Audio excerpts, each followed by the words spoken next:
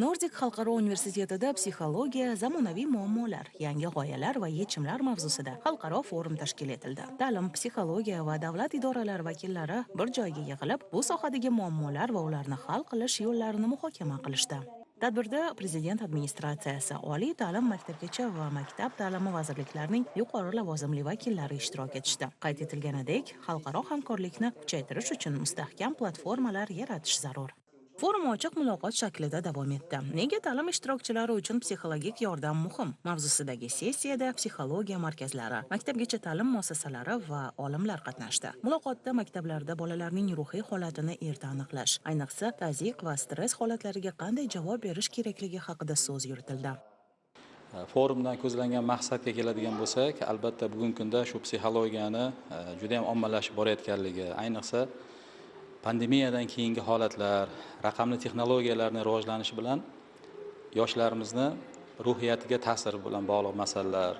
Bundan tashqari esa o'sha psixologiyani bugungi kunda masofadan turib terapiyalarini tashkil qilish, nafaqat offlayn, balkim onlayn rejimida ham psixotreninglarni tashkil etish bilan bog'liq masalalar, undan tashqari sun'iy intellektdan foydalanish, uni imkoniyatlari bilan bog'liq masalalar bugun o'ylaymanki, ekspertlar tomonidan mana shu psixologiya bo'yicha bir necha yillardan beri mehnat qilib kelayotgan, tadqiqotlar olib borayotgan ilm maydoni bo'ldi desak, adashmagan bo'lamiz. Tadbir doirasida ko'rgazmalar va amaliy mashg'ulotlar ham o'tkazildi. Unda bolalarning hissiy rivojlanishi uchun art terapiya, ertak aytish va neyrosensor mashg'ulotlar namoyish qilindi. Qisqa sessiyalar esa ota-ona va maktab hamkorligi, raqamli xavfsizlik va maktablarda psixologik xizmatlarni yaxshilash mavzulariga bag'ishlandi.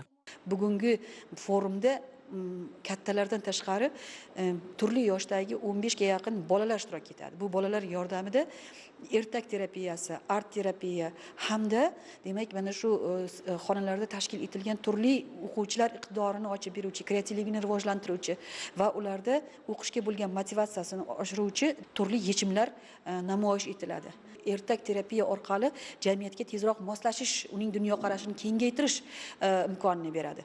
Art terapiya esa o'quvchilarda o'zining ijodiy qirralarini, ya'ni mana shunday bir juda ham bexavotir va xavfsiz joyda o'zining butun ijodini hech qanday komplekslarni sezmagan holda namoyon etish imkonini beradi. Shuning uchun ham ushbu terapiyalar ta'lim jarayonida qo'llash muhim hisoblanadi. Forum psixologik yordam bo'yicha eng yaxshi metodik qo'llanma tanlovi bilan yakunlandi. Tanlov orqali ilmiy asoslangan va mahalliy sharoitga mos yondashuvlarni ommalashtirish maqsad qilingan. Finlyandiya, Yaponiya, AQSh va Janubiy Koreyadan kelgan mutaxassislar ham o'z tajribalari bilan o'rtoqlashdi.